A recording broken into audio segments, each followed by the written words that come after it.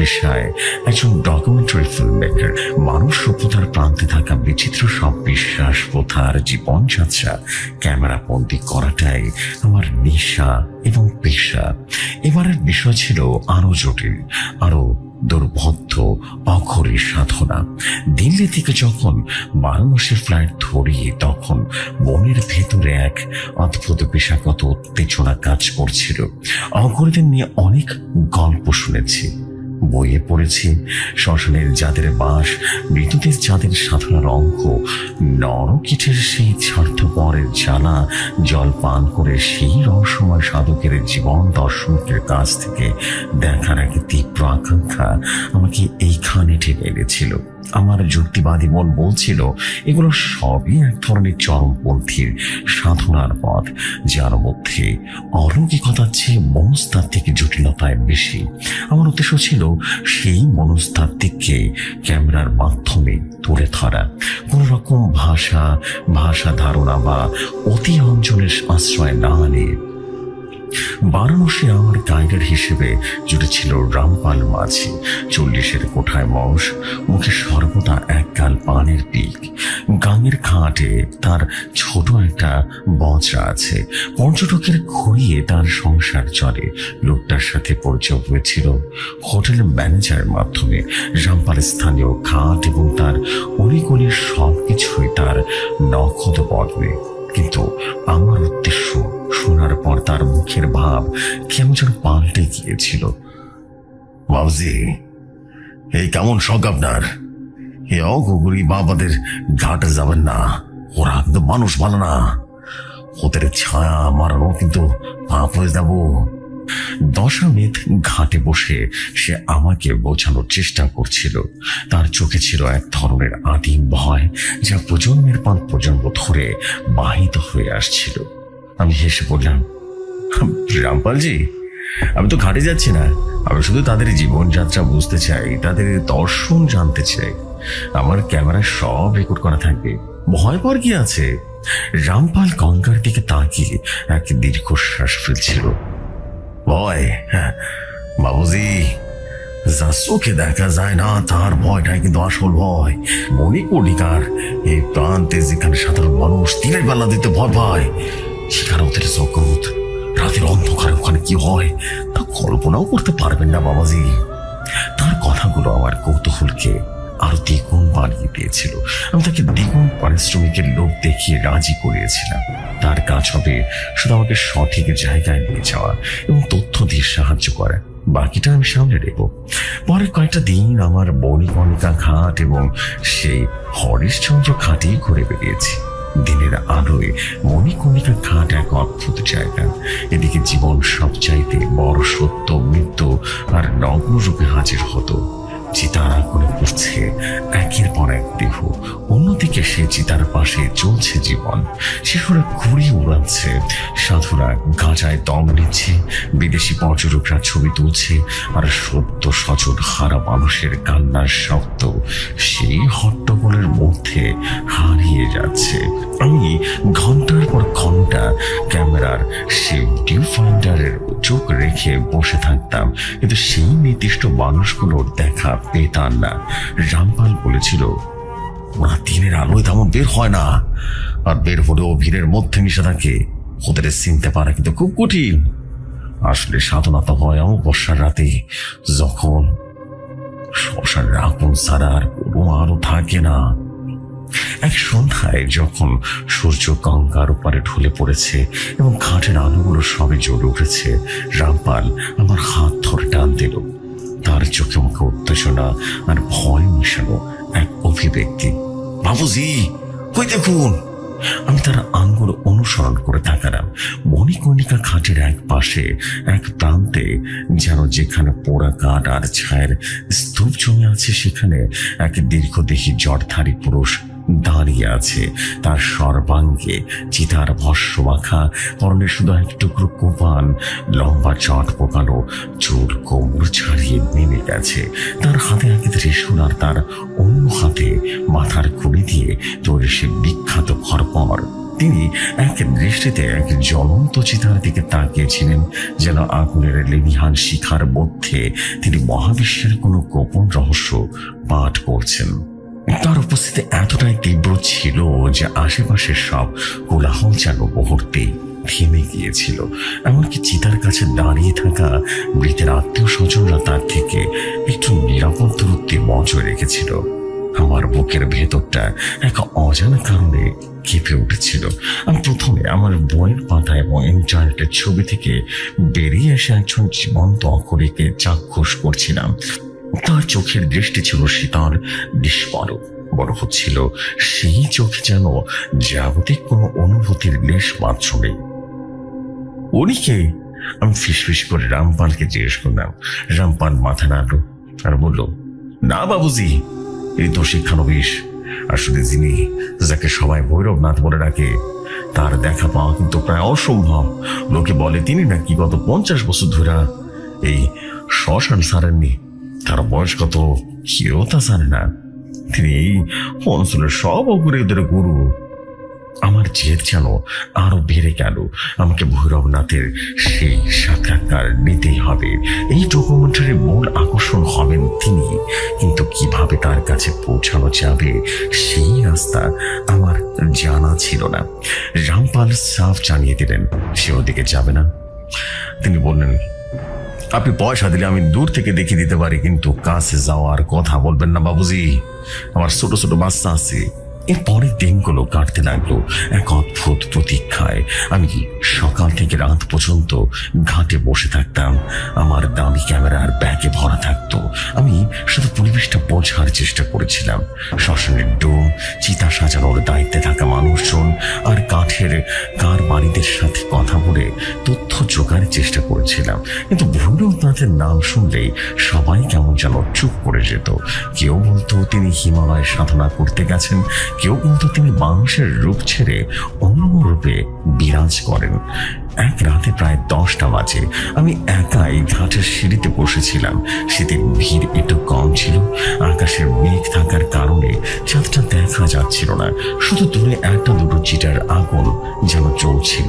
হঠাৎ আমার নাকে একটা তীব্র গন্ধ এসে লাগলো।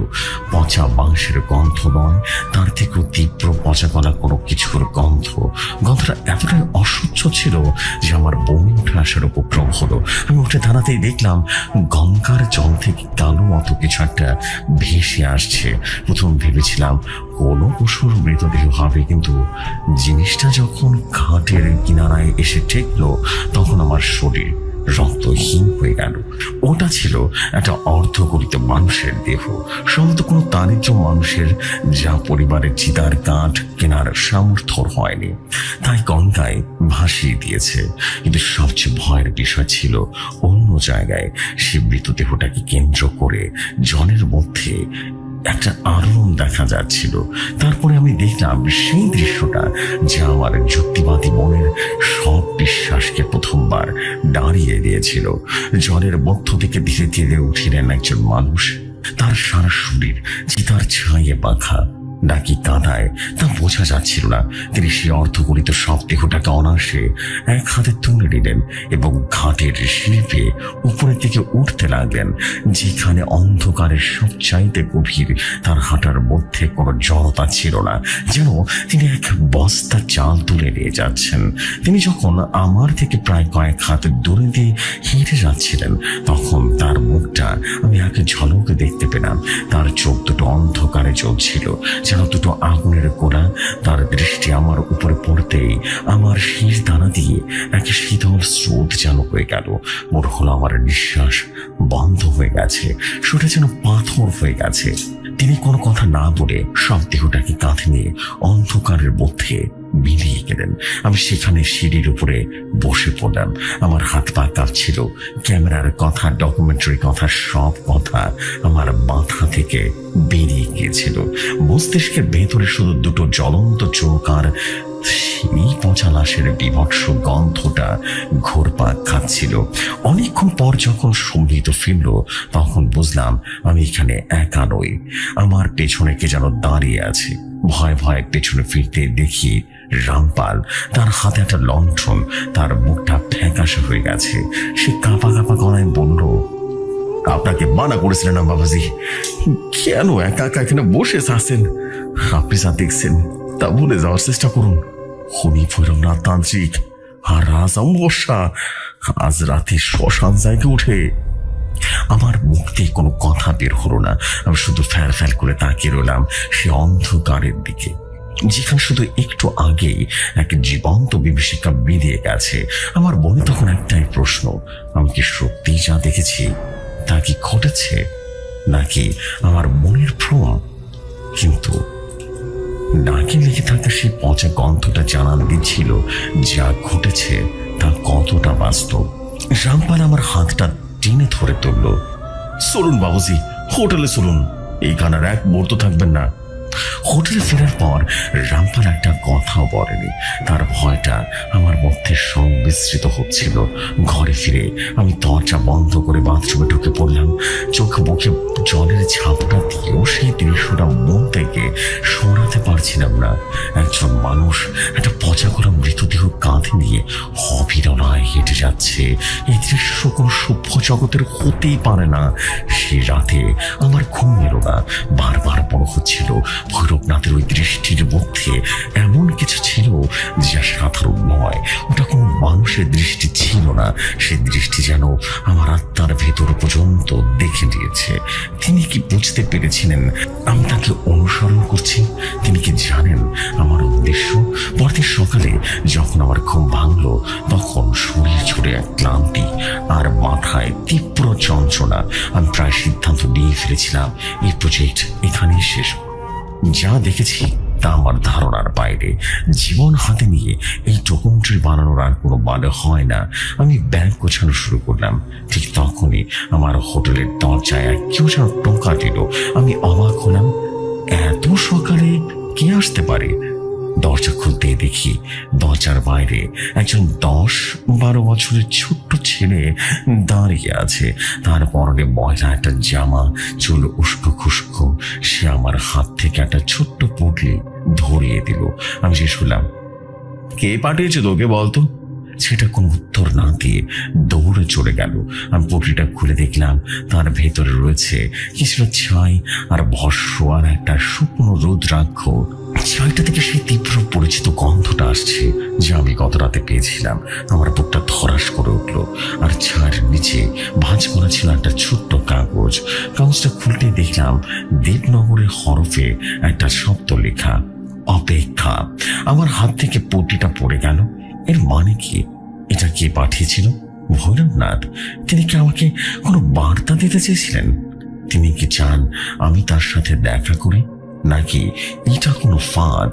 আমার সমস্ত শরীর অজানা আশঙ্কায় যেন আতঙ্কিত হয়ে গেল।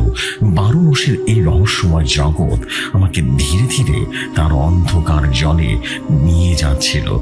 আমি বুঝতে পারছিলাম এখান থেকে ফেরা আর সহজ হবে না। কৌতূহল আর ভয়, এই দুই বিপরীত শক্তি আমাকে স্থির করে দিয়েছিল। আমি জানি না আমার জন্য কি অপেক্ষা করছে, কিন্তু এতটুকু বুঝতে পারছিলাম যে শ্মশানের সেই রাতের ঘটনাটা ছিল শুধু একটা শুরু। আসল খেলা তো এখনো বাকি। হোটেল ঘরের মেঝের উপরে পড়ে থাকা সে ছায়ার পুটলির দিকে তাকিয়ে আমার শরীর অসাড় হয়ে গিয়েছিল। মস্তিষ্কের ভেতরে হাজারো চিন্তা একসঙ্গে ছোটাছুটি করছিল, কিন্তু কোনোটাই পরিষ্কার রূপ নিচ্ছিল না। ভয়, কৌতূহল আর এক ধরনের ভয়ঙ্কর আকর্ষণের মধ্যে এই তিন অনুভূতি আমাকে আষ্টে পৃষ্ঠে বেঁধে ফেলেছিল।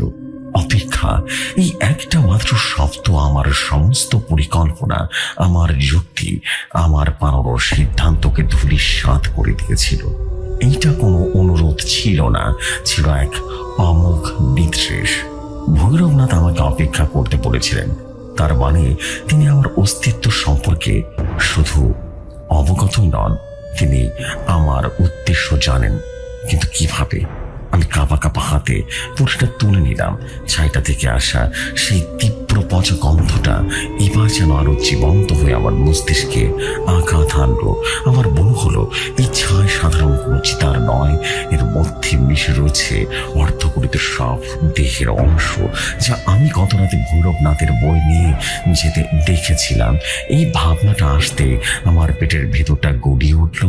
আমি ছুটে বাথরুমে গিয়ে বেসিনের উপরে ঝুঁকে পড়লাম, কিন্তু বেরোলো না। শুধু ভেতরটা থেকে একটা শুকনো হাহাকার উঠে এলো। কিছুক্ষণ পর নিজেকে সামাল দিয়ে আমি রামপালকে ফোন দিলাম। রিং হয়ে যাচ্ছিল, কিন্তু সে ফোন ধরছিল না।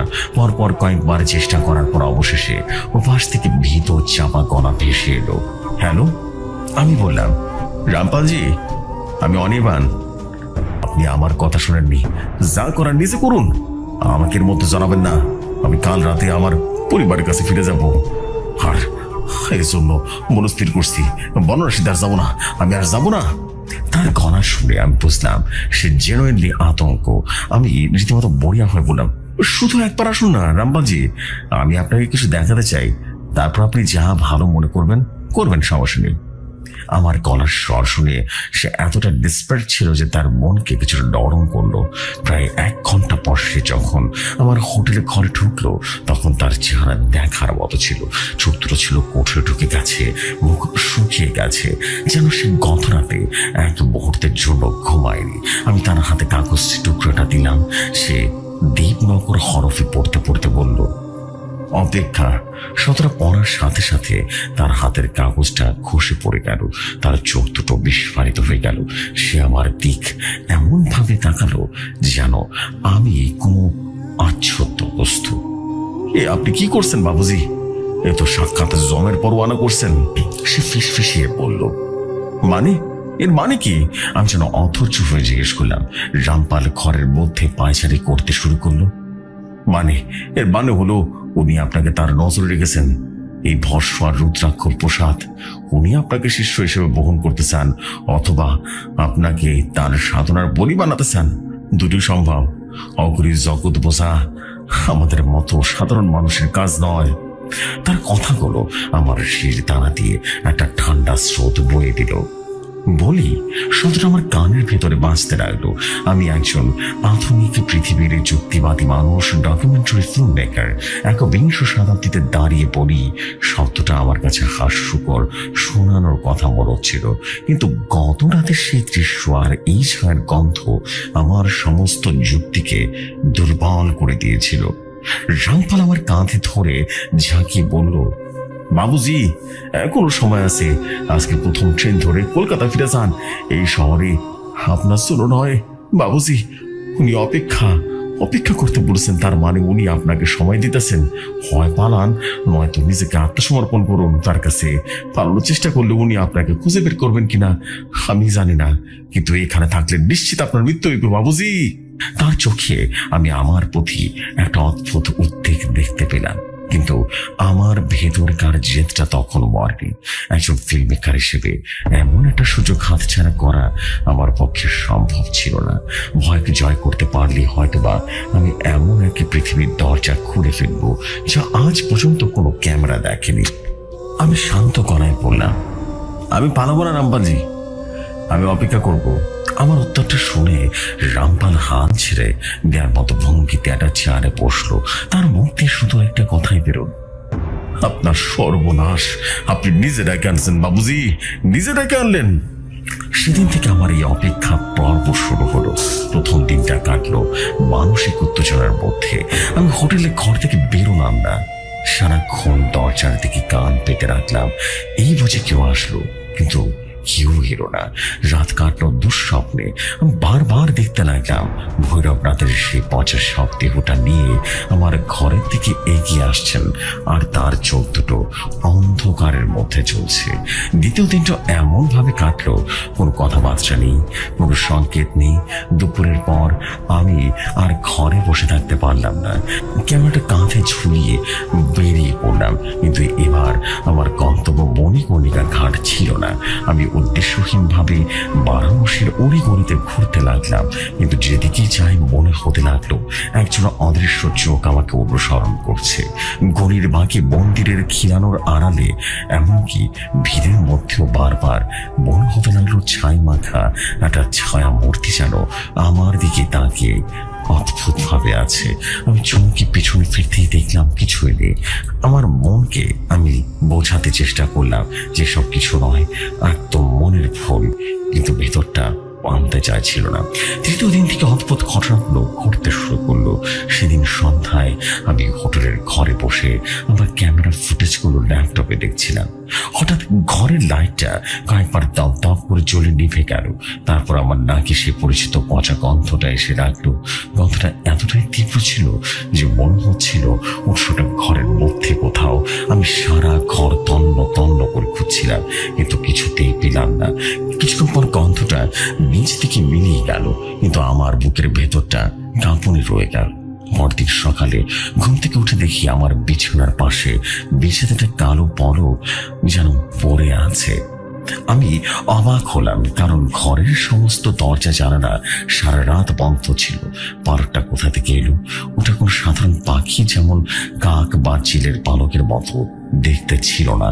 ওটা ছিল অদ্ভুত ধরনের কালো, ঝকঝকে আর অস্বাভাবিক রকম বড়। আমি পালকটা হাতে নিতে একটা ঠান্ডা অনুভূতি আমার আঙ্গুরের ডগা দিয়ে আমার সারা শরীরে ছড়িয়ে পড়লো। রামপাল ভয় পেয়ে চলে গেলেও প্রতিদিন সকালে একবার করে আমার ফোনটা করতো। আমি তাকে পালকটার কথা বারবার বলতাম। ও পাশ থেকে সে আতঙ্কিত গলা ভেসে এলো, ফোন দিন, ফিরে দিন, ওটা ফিরে দিন, এখনো ফিরে দিন। ওটা অশুভ সংকেত বাবুজি, শ্মশানের তান্ত্রিক আপনার ঘরে প্রবেশ করার চেষ্টা করতেছে। আমি তার কথা শুনলাম না। পাল্টুটা আমি আমার ডায়েরির ভেতরে রেখে দিলাম। আমার পেশাগত কৌতূহল যখন ভয় ছাপিয়ে গেছে, আমি বুঝতে পারছিলাম এই সমস্ত ঘটনা আমাকে মানসিক প্রস্তুতি করার একটা উপায়। ভৈরবনাথ আমার ধৈর্যের পরীক্ষা নিচ্ছেন, আমার সাহসের পরিমাপ করছেন। আমার পঞ্চম দিন। আমি প্রায় এক প্রকার অদ্ভুত একটা জগতে পৌঁছে গেছি। এক মানসিক অত্যাচার আর সহ্য করতে পারছিলাম না। সেদিন রাতে আমি সিদ্ধান্ত নিলাম, কাল সকালে যা হয় হবে। আমি সোজা মণিকর্ণিকা ঘাটে যাব এবং যাকে পাবো তার কাছে ভৈরবনাথের খোঁজ করব। এই সাসপেন্সটা আর নেওয়া যাচ্ছিল না, আমার রহস্যটা নেওয়া যাচ্ছিল না। রাত তখন প্রায় 2টো। আমি ঘুমানোর চেষ্টা করছিলাম। হঠাৎ করে আমার ঘরের দরজায় খুব মৃদু টোকা পড়লো, টক টক টক টক। আমি ভয় ভয়ে বিছানা থেকে উঠলাম। দরজাটা কিছুটা খুলে বাইরে দেখবার চেষ্টা করলাম, কিন্তু করিডরের অন্ধকার, কিছুই দেখা যাচ্ছে না। কে? আমি চাপা গলায় জিজ্ঞেস করলাম। বাইরে থেকে কোনো উত্তর এলো না, কিন্তু টোকা পড়ার শব্দটা আমার হলো। এবার আরো জোরে। আমার বুকের ভেতরটা হাতুড়ির পিটানোর মতো শব্দ হতে লাগলো। আমি কাঁপা হাতে দরজার ছিটকিনিটা খুললাম। দরজাটা খুলতে দেখি বাইরে 10-12 বছরের ছেলেটা দাঁড়িয়ে আছে। সে আমাকে ছায়ের পটলিটা দিয়ে গেছিল। তার মুখের কোনো অভিব্যক্তি নেই, দুটি চোখ যেন নিষ্প্রাণ। সে আমার দিকে তাকিয়ে একটা কথা না বলিয়ে আঙ্গুরের দিকে খাটের দিকটা দেখালো। যে পথে সে এসেছিল সে অন্ধকার করিডরে বেরিয়ে গেল। এবার আমি বুঝতে পারলাম আমার ডাক এসেছে, অপেক্ষার অবসান হয়েছে। আমি আর এক মুহূর্ত দেরি করলাম না। দ্রুত পোশাক পাল্টে ক্যামেরাটা কাঁধে নিয়ে বেরিয়ে পড়লাম। আমার মনের ভেতরে ভয় আর উত্তেজনা এক অদ্ভুত বিনিবেশে কাজ করছিল। রামপালকে ফোন করে জানানোর কথা একবার ভাবলাম, কিন্তু এত রাতে তাকে বিরক্ত করতে ইচ্ছে হলো না। তাছাড়া আমি জানতাম সে কিছুতেই আমার সাথে যেতে রাজি হবে না। রাতের বারাণসী দিনের থেকে সম্পূর্ণ আলাদা। রাস্তাঘাট জলশূন্য, দোকানপাট বন্ধ, শুধু পথ কুকুরের ডাক আর দূর থেকে ভেসে আসা মন্দিরের ঘন্টার শব্দ সেই নিঃশব্দ খান খান করে দিচ্ছিল। আমি দ্রুত পায়ে ঘাটের দিকে এগিয়ে চললাম। মণিকর্ণিকা ঘাটে পৌঁছে দেখলাম চিতার সংখ্যা অনেকটা কম। 2টো মাত্র চিতা চলছে, আর তার পাশে মৃতের আত্মীয় স্বজনরা ক্লান্ত দেহে বসে আছে। বাতাসে পোড়া মাংসের গন্ধের মধ্যে মিশে আছে গঙ্গার সাথে হাওয়া আর ধূপের গন্ধ। আমি সেই ছেলেটাকে খুঁজলাম, কিন্তু তাকে কোথাও দেখতে পেলাম না। আমি কি তাহলে ভুল বুঝলাম? ঠিক তখনই আমি দেখলাম ঘাটের সেই অন্ধকারতম কোণাটা থেকে কি একটা আলো ভেসে আসছে। খুব সাবধানে পা টিপে টিপে সেদিকে এগিয়ে গেলাম। পোড়া কাঠ, ভাঙা কলসি আর ছায়ের স্তূপ এড়িয়ে আমি সে আলো রশ্মির দিকে এগিয়ে গেলাম। সেখানে পৌঁছলাম, যা দেখলাম তার জন্য আমি মানসিকভাবে প্রস্তুত ছিলাম না। একটা ছোট্ট কুণ্ডলীর মতো আগুন জ্বলছে, যার চারপাশে মানুষের মাথার খুঁড়ি সাজানো, আর সে আগুনের পাশে একটা সত্য খোঁড়া কবরের উপরে বসে আছেন তিনি, ভৈরবনাথ। তার পরনে কিছু নেই, সারা শরীর চিতার ভস্যে আবৃত, লম্বা চট পাকানো চুল মাটিতে ছড়িয়ে পড়েছে, তার চোখ দুটো বন্ধ, তিনি গভীর ধ্যানে মগ্ন। তার চেহারা দেখে বয়স বোঝার কোনো উপায় নেই। চামড়া কুচকে গেছে, কিন্তু শরীরের গঠন এখন ইস্পাতের মতো কঠিন। তার চারপাশে এমন এক নিস্তব্ধতা বিরাজ করছিল যা ভয়ের উদ্রেক করে। এমনকি আগুনের শিখাগুলো যেন কোনো শব্দ না করেই জ্বলছিল। আমি ভয়ে এতটাই জমে গিয়েছিলাম যে আমার ক্যামেরাটা অন করার কথাও ভুলে গিয়েছিলাম। আমি নিঃশ্বাস বন্ধ করে দাঁড়িয়ে রইলাম, পাছে আমার উপস্থিতির শব্দে রীতিমতো ধ্যান ভেঙে যায়। হঠাৎ চোখ না খুলতে তিনি কথা বলে উঠলেন। তার কণ্ঠস্বর কোনো মানুষের করার মতো শোনালো না, মনে হলো যেন কোনো গভীর গুহার ভেতর থেকে পাথর খসে যাওয়ার শব্দ আসছে। এসেছিস? শব্দটা আমার কানের ভেতর দিয়ে যেন মস্তিষ্কে প্রবেশ করলো। আমার মনে হলো আমার হৃৎপিণ্ড যেন আস্তে আস্তে থেমে যাচ্ছে। তিনি ধীরে ধীরে চোখ খুলে তাকালেন। সেই চোখ দুটো বান। তুই তোর ক্যামেরায় সবটা বন্দি করতে পারিস? আমার বুকের ভেতরটা যেন উত্তেজনায় ফুঁসে উঠল। আমি যা চেয়েছিলাম তার চেয়েও বেশি পেতে চলেছি, কিন্তু তার পরের কথাটা আমার উত্তেজনা বরফ করে দিল। তিনি আমার দিকে তাকিয়ে শীতল অনুভূতি গলায় যেন বললেন, কিন্তু একটা শর্ত আছে। যে মৃতদেহের উপরে আমি সাধনা করব, সেই দেহ তোকে জোগাড় করে আনতে হবে আজ রাতে। এই শ্মশান থেকে একটা টাটকা গরম চিতা থেকে নামানো অর্ধগলিত সব যা নিয়ে আয়। ভৈরবনাথের সে শীতল পাথরে কণ্ঠস্বর কানের ভেতর দিয়ে মস্তিষ্কের ভেতরে প্রবেশ করে যেন সমস্তভাবে আমাকে বরফ করে দিল। একটা টাটকা গরম চিতা থেকে নামানো অর্ধগলিত লাশ, শর্তটা মানুষের মুখ থেকে যেন বের হতে পারলো না। এটা একটা পৈশাচিক প্রস্তাব যা আমার সভ্য জগতের সমস্ত নীতিবোধ, সমস্ত বিশ্বাসকে চুরমার করে দিল। আমার মুখ দিয়ে কথা বের হচ্ছিল না। আমি ফ্যাল ফ্যাল করে তাকিয়েছিলাম। তার মুখে সেই একই রকম চেহারা, শীতল দৃষ্টি। তিনি যেন এক মনের ভেতরটা পড়তে পারছিলেন। আমার ভয়, আমার দ্বিধা, আমার ভেতরের নৈতিক লড়াই সবকিছু যেন তার কাছে একটা খোলা বইয়ের মতো। তিনি সেই মানুষের উরুর হাতটা মাটিতে একটা চক্র আঁকতে আঁকতে বললেন, কি ভাবছিস? পারবি না? তুই তো সত্যি দেখতে এসেছিস, তাই না?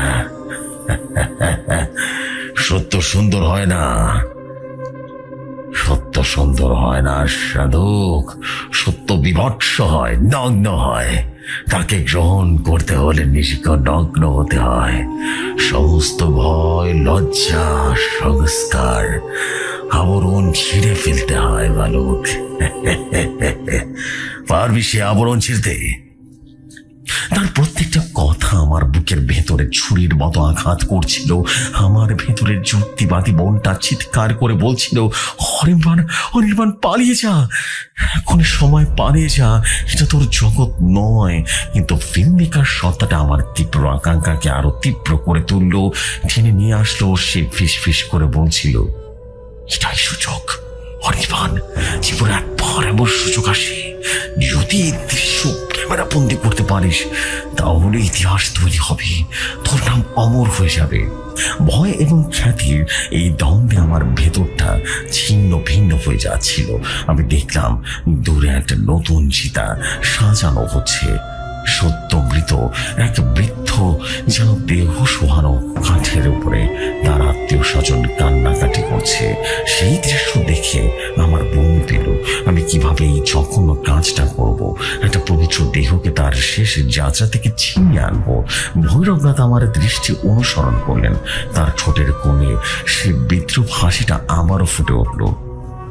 সময় বেশি নেই, সূর্য ওঠার আগে আমার সাধনা করতে হবে। সিদ্ধান্ত তোর, হয় তুই আমার সাধনার সাক্ষী হবে, নয়তো এই শ্মশানের মাটিতে তুই নিজেই আর এটা সব হয়ে পড়ে থাকবি।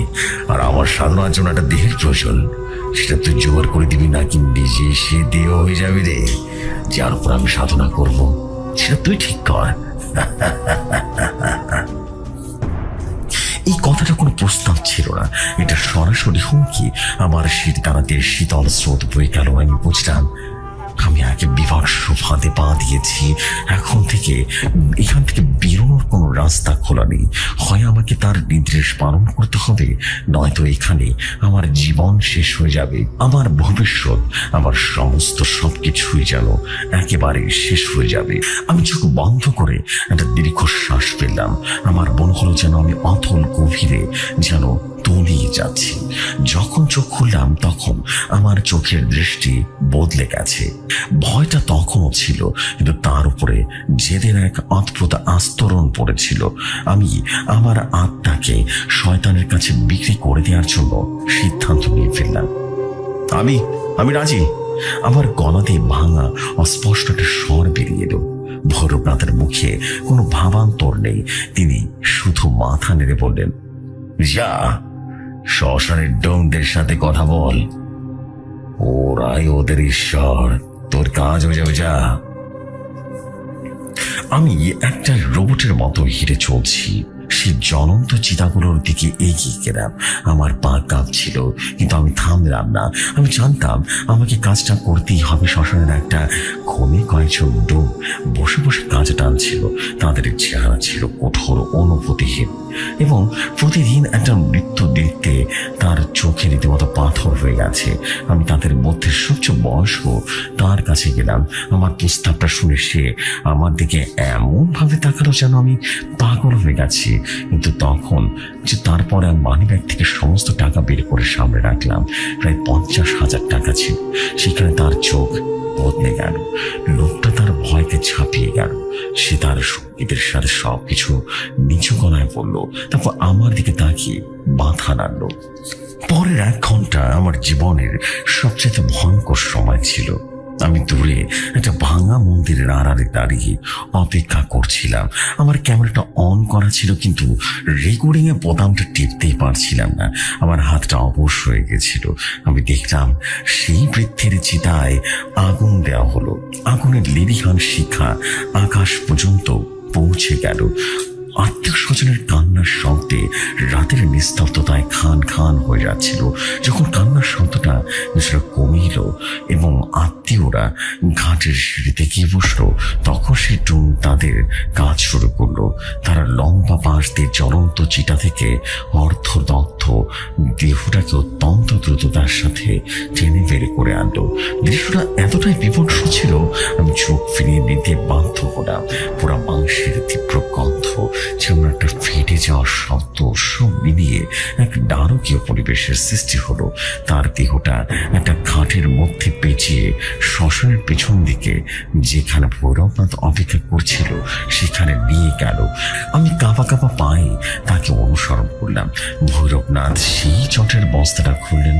অর্ধদগ্ধ বিকৃত দেহটার দিকে তাকিয়ে তার মধ্যে কোনো বিকার দেখা গেল না। তিনি আমাকে ইশারায় ক্যামেরায় প্রস্তুত করতে বললেন। তারপর শুরু করলেন সে ভয়ঙ্কর সাধনা। সবাসন। ভৈরবনাথ তান্ত্রিক সেই অর্ধগণিত সব দেহটাকে বুকের উপরে পদ্মাসনে বসালেন। তার চোখ বন্ধ, মুখ বিড়বিড়ি করে মন্ত্র উচ্চারণ করছেন। সে মন্ত্রের ভাষা আমি বুঝতে পারছিলাম না, কিন্তু তার প্রত্যেকটা শব্দ যেন বাতাসের উপরে ভারী পথের মতো চেপে বসেছিল। আমার ক্যামেরার নাইট ভিশন মোড অন করা ছিল। আমি লেন্সের মধ্যে দিয়ে দেখছিলাম, কিন্তু আমার বিশ্বাসই হচ্ছিল না। সময় যত গড়াচ্ছিল পরিবেশ ততই অদ্ভুত হতে শুরু করলো।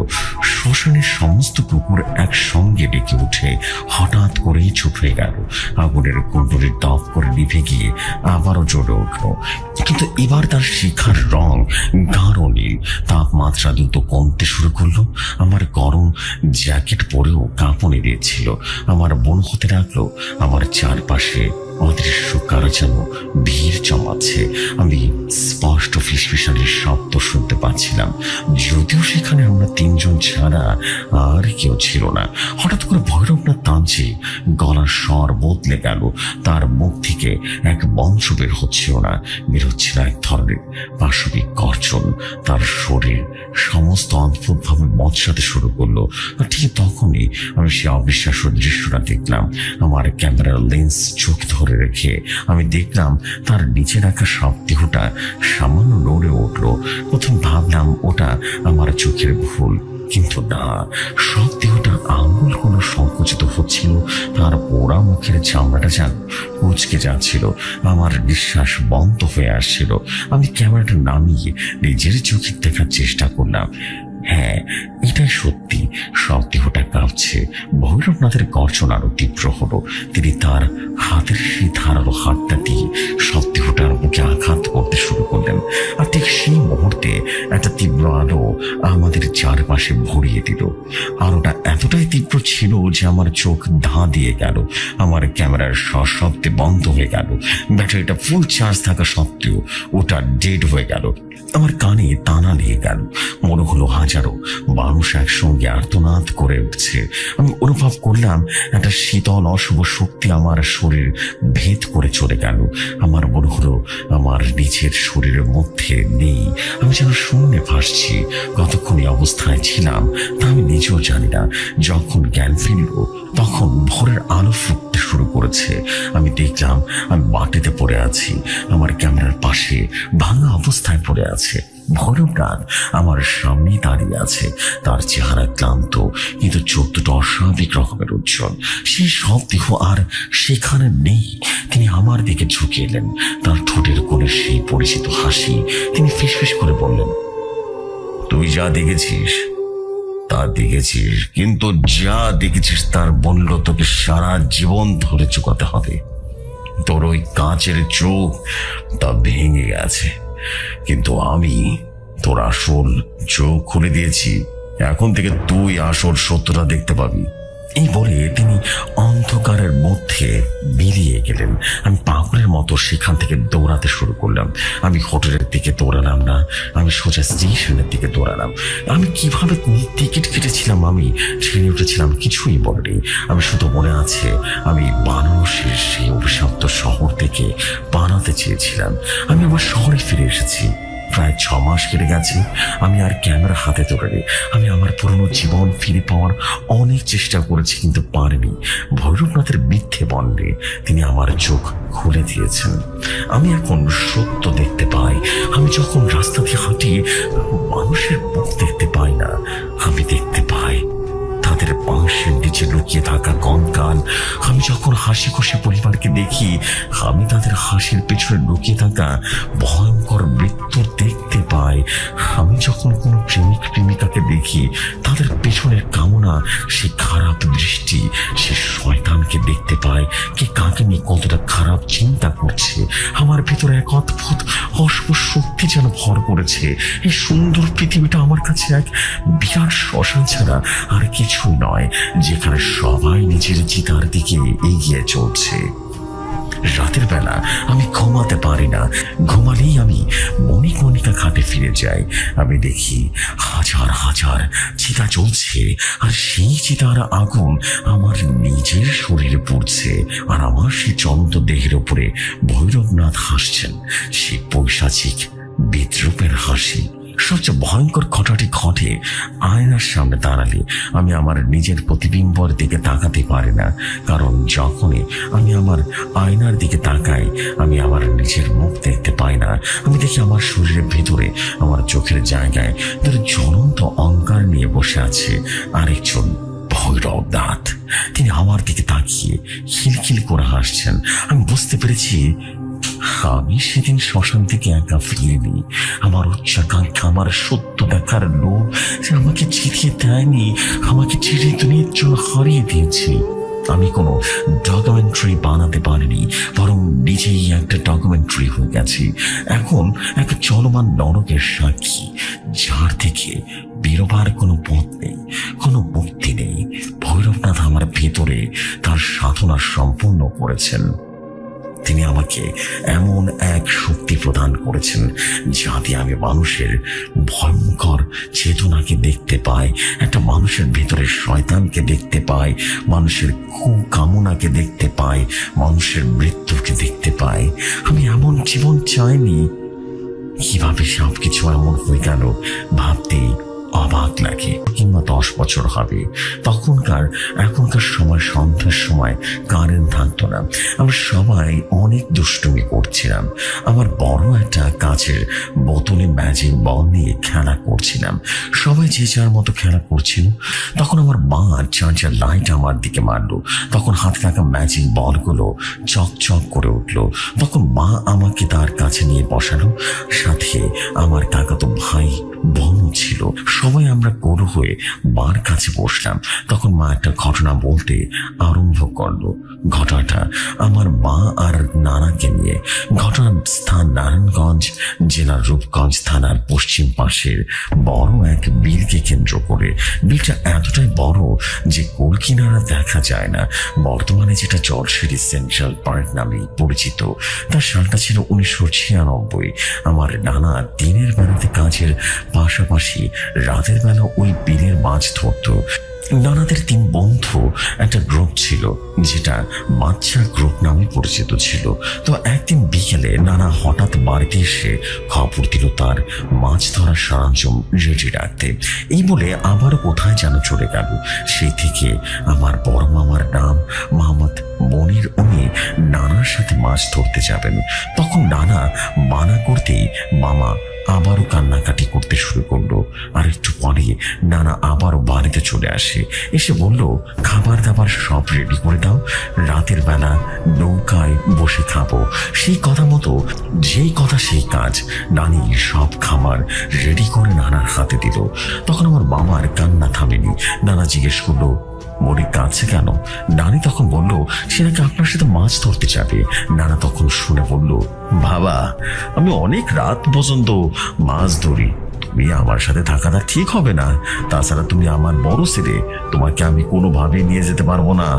এই বলে নানা বাড়ি থেকে বের হতে গেলে মামা দৌড়ে নানার পায়ে পড়ে আর বলে, বাবা, শুধু আজকের জন্য আমি যাব বাবা, আর কোনো দিন এরকম আবদার করবো না। মামার এমন কাণ্ড দেখে নানা আর থাকতে পারলো না। মামাকে গিয়ে নানার পায়ে ধরলো। এই কাণ্ড দেখে মা খিলখিল করে হেসে উঠলো। মামা মাকে ধরে ধমক দিয়ে বলল, বাড়িতে আসি, তারপর তোকে বোঝাবো। এই বলে মামা আর নানা বাড়ি থেকে বের হয়ে চলে গেল। তারপরের দিন সকাল 7টার দিকে মামার শরীরে প্রচন্ড পরিমাণে জ্বর এলো এবং সেই জ্বর নিয়ে নানা সহ বাড়িতে চলে আসে। প্রিয় লিসনার্সগণ, কি ভাবছেন ঘটনা এখানে শেষ? না, আসল গল্প এখান থেকে শুরু। মামার শরীরে প্রচন্ড পরিমাণে জ্বর দেখে নারী কাঁদতে কাঁদতে নানাকে প্রশ্ন করলো, কি এমন হয়েছে গোলার, শরীরে এত জ্বর কেন? তখন নানা শুধু বলল, হ্যাঁ রে, গরম পানি করে গোসল করাও, তারপর শোয়ার ব্যবস্থা করো। আমার মা গরম পানির ব্যবস্থা করলো। তারপর মামাকে গোসল করিয়ে বিছানায় শুয়ে দিল। তারপর নানি নানার সাথে যেয়ে বসলো। তখন নানার সমস্ত ঘটনা নানিকে বলতে শুরু করলো। বলছে, নানা, আমরা সবাই নৌকায় গিয়ে উঠি, তারপর বড়শিগুলো বাজে বাজে রাখলাম, তারপর মাছ ধরার জন্য যে কেঁচোগুলো ছিল না সেগুলো ঠিক মতো রাখলাম। তারপর সবার মতামতে নৌকা নিয়ে সামনের দিকে উঠতে লাগলাম। একটু পর ভেসে আসে মাগরিবের আজান।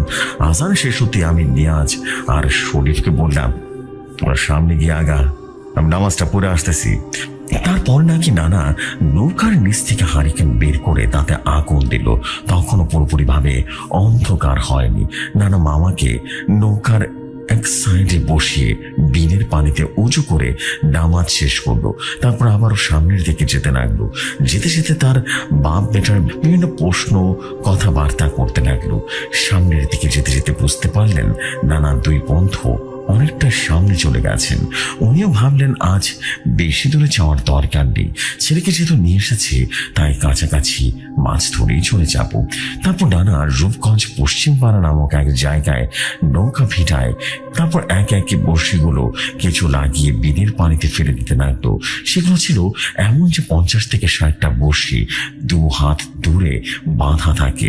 সবগুলো বড়শির পানিতে ফেলে নৌকা নিয়ে বিলের পাড়ে চলে যায় এবং নৌকার পাড়ে থেকে একটা গাছের সাথে বাঁধা রাখে। ততক্ষণ এসার আজান শোনা যাচ্ছে। নানা ভাবলো নামাজ পড়তে ভাত খেয়ে বড়শিগুলো তুলবে। তারপর নানা আবারও উঁচু করে নামাজ শেষ করে ভাত খাওয়ার জন্য সবকিছু রেডি করলো। এদিকে মামা তো অনেক খুশি। মামা বলছিল, আচ্ছা বাবা, সবগুলো বড়শিতে কি মাছ উঠবে? নানা উত্তর দিল, আগে ভাত খেয়ে নেই, তারপর তুমি নিজে দেখো। বাপ বেটা মেরে খাত খেতে খেতে কিছুক্ষণ গল্প করলো। খাওয়া দাওয়া শেষ করে এবার বর্ষের উপরে তোলার পাড়া একে একে বর্ষিগুলো উপরে উঠাতে লাগলো এবং সেই সাথে মামার নানা বর্ষিগুলো থেকে মাছ করে নেয় এবং নৌকাতে রাখতে লাগলো। প্রথমবার হিসেবে ভালোই মাছ পেল তারা। তারপর আবার বর্ষিগুলোতে কিছু লাগাতে শুরু করলো এবং পানিতে ফেললো। এমন মাছ ধরতে ধরতে অনেকটা সময় কেটে যায়। আনুমানিক মধ্যরাতে চাঁদের আলোয় ভালোভাবে চারপাশটা দেখা যাচ্ছে। হঠাৎ করে নৌকা থেকে একটা দূরে পানির নিচ থেকে ফুট ফুট করে উঠছিল। এইটা দেখে মামা বলল, বাবা এইগুলো কি? তখন মামা আর নানা দুজনেই লক্ষ্য করলো পানির নিচে অনেক বড় বড় মাছ আছে মনে হচ্ছে। নানা ভালো করে লক্ষ্য করলো এবং দেখলো এগুলো গজার মাছ। গজার মাছগুলো এদিক সেদিক ছোটাছুটি করছে। মাছগুলো লম্বা 3 থেকে 4 ফুটের মতো হবে এবং বিশাল মোটা মোটা। এগুলো দেখে তো রীতিমতো মানা বুঝতে বাকি রইল না যে কি হচ্ছে। নানা তখন হারিকেনটা পানির দিক থেকে দেখতে শুরু করলো এবং চেষ্টা করলো। আর আমি ঘটনার শুরুর দিকে বলেছিলাম একটা ম্যাজিক বলের কথা। যখন হারিকেনের আলো পানিতে পড়লো মনে হচ্ছিল মাছগুলো যেন ম্যাজিক বলের মতোই চিকচিক করছে। নানা মামাকে সান্ত্বনা দিচ্ছে এই বলে যে, বাবা এগুলো কিছু না, এত বড় বিল, এত মাছ তো থাকবে। হঠাৎ করে মাছগুলো এমন ছোটাছুটি করছে মনে হচ্ছে লাফ দিয়ে যেন পানি থেকে নৌকায় এসে পড়বে। মামা তখন ছোট মানুষ, ভয় পাচ্ছে, মজা পাচ্ছে। অতিরিক্ত জ্বালাতন দেখে নানা এবার নৌকার নিচ থেকে একটা লাঠি নিয়ে পানিতে আঘাত করলো। কিছুক্ষণ পর সবকিছুই শান্ত হয়ে গেল। এদিকে নানাও চিন্তা করছে কি হলো, এত রাত হয়ে গেল, বন্ধুরা কেন আসছে না? এসব ভাবতে ভাবতে বড় হলো বীরের পাড়ে থাকা তাল গাছটা থেকে একটা ডগা ধপাস করে মাটিতে পড়লো। এমন একটা শব্দ হলো যে মামা আর একটু ভয়ে পানিতে পড়ে যেত। নানা ভাবলো এখানে আর থাকা যাবে না। উনি বড়শিগুলো নৌকার পানিতে ডুবিয়ে নিল। নৌকার বইটা হাতে নিয়ে বাড়িতে যাবে এমন সময় মনে হলো নিচ থেকে কে যেন নৌকার বইটাটাকে এমন শক্ত করে ধরে রেখেছে নানা কিছুতে নাড়াতে পারছে না। সঙ্গে সঙ্গে তাল গাছ থেকে কেউ যেন নিচে নামলো এবং নিচে নৌকায় ঢিল ছুটছে।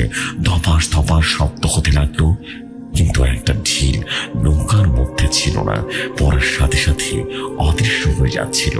নানা বুঝতে বাকি রইল না তার সাথে কি হতে চলেছে। নানা মামাকে কাছে টেনে এনে বলল, তুই ভয় পেও না। আর নানা মনে মনে যত ধোয়া দৌড়তে পারতো সবকিছুই পড়তে লাগলো। আর নানা আর মামার শরীরটা বন্ধ করে দিল। অবশেষ ঢিল ছোড়াও বন্ধ হয়ে গেল। তারপর শুরু হলো প্রচন্ড পরিমাণে তুফান। বাতাসের বেগ এতটাই জোরে ছিল যে সেখানে থাকা বিনের উপরে পড়ে থাকা গাছগুলো যেন ভেঙে চুরমার হয়ে যাচ্ছিল। বিশেষ করে তাল গাছের ডগাগুলো ঝপার ঝপার শব্দ হচ্ছিল। এই দৃশ্যগুলো দেখে মামা একেবারে হতভম্ব হয়ে গেল। উনি এবং বাবা চিৎকার করছে, নৌকার বইটা পানিতে তুলছিল।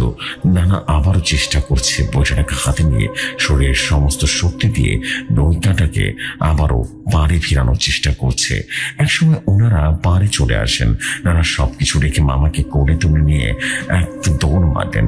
আর তখন তো এরকম কারেন্টও ছিল না। মধ্যরাতে কোথায় যাবেন? 5 থেকে 6 মিনিট হাঁটার পর কাছাকাছি একটা বয়স্ক মহিলার ঘর ছিল, ওদিকে চলে যায়।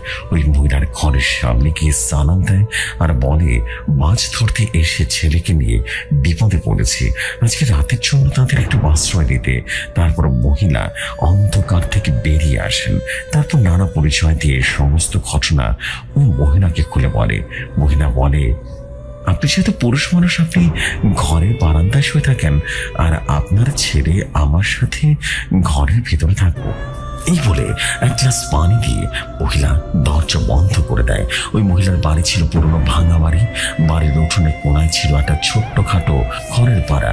নানা বারান্দায় না শুয়ে ঘরের পাড়ার মধ্যে হেলান দিয়ে শুয়ে পড়ে।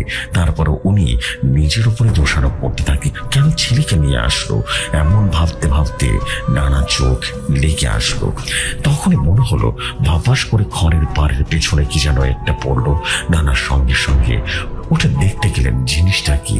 দেখলো 10 থেকে 15 ফিট লম্বা, কালো কুচকুচে দেখতে লম্বা একটা লোক দাঁড়িয়ে আছে। দেখতে মনে হচ্ছে খুব আনন্দের মধ্যে আছে। নানা তাৎক্ষণিক তাকে জিজ্ঞেস করলো, কে আপনি? ছাড় তখন উত্তর দিল, কে, ভয় পেলি নাকি তোরা?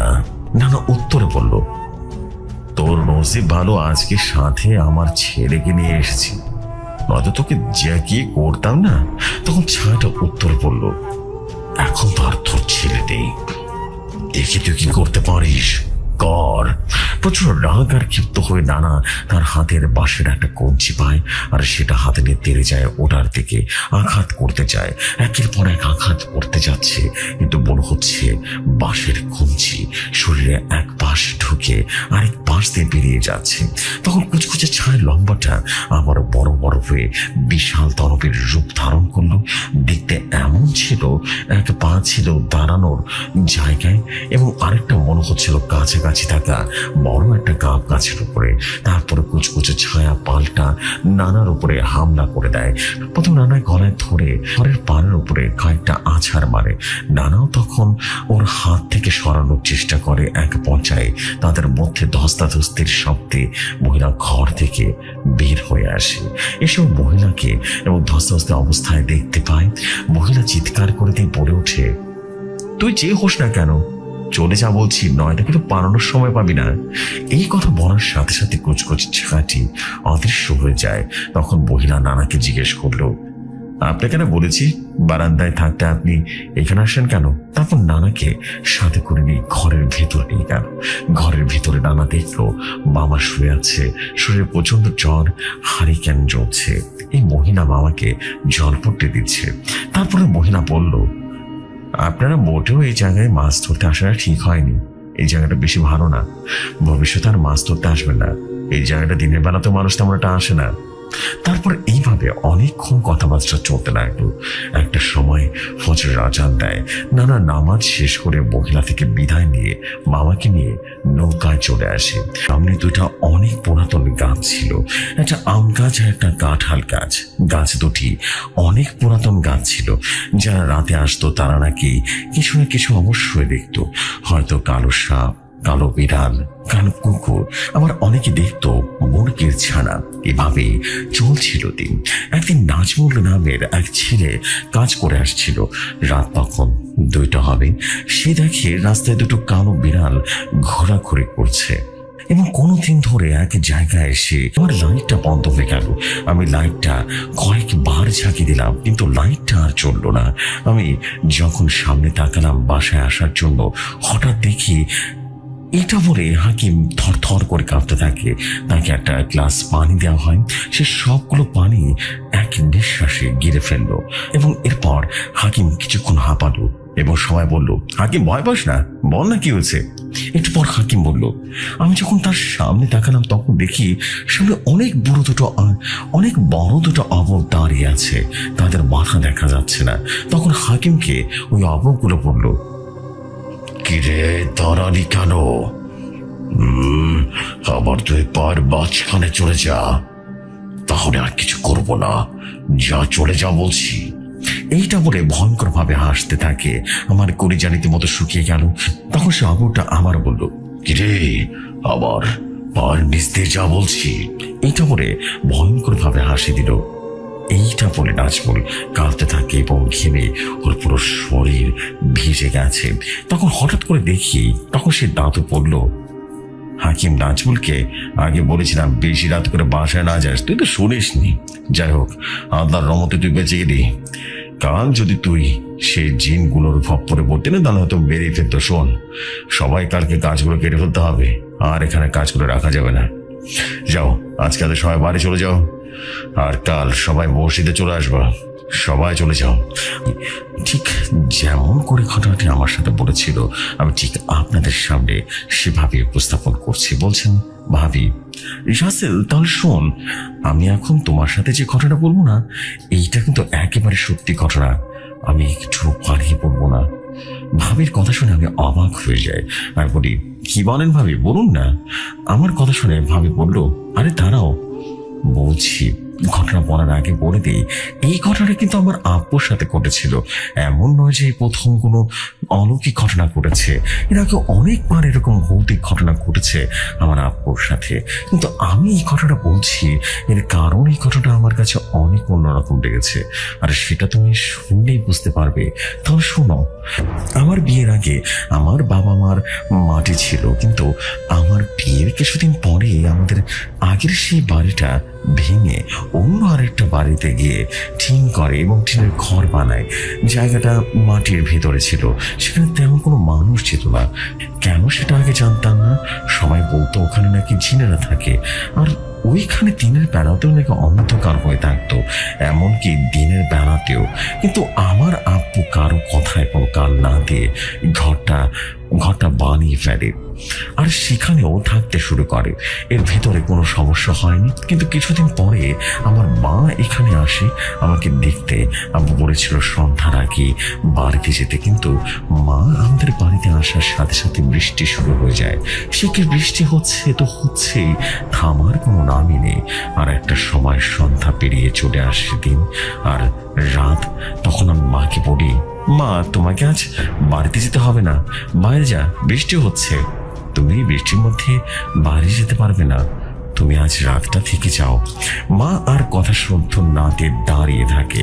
মা মুখে কিছু না বললেও আমি বুঝতে পেরেছিলাম মার মনটা খারাপ, আব্বুর জন্য টেনশন করছে হয়তোবা। তাই আমি আর মাকে বিরক্ত না করে ঘরের ভিতরে চলে যাই। আর একটা সময় আমার সেই দিনকার সবার মতো ঘুমিয়ে পড়ি। আর পরের দিন সকালে ঘুম থেকে উঠে মার বাড়িতে চলে যাই। তার কিছুদিন পরে আমি মার বাড়িতে গেলে একটা ভয়ঙ্কর ঘটনা শুনেছিলাম আমার আব্বুর মুখ থেকে।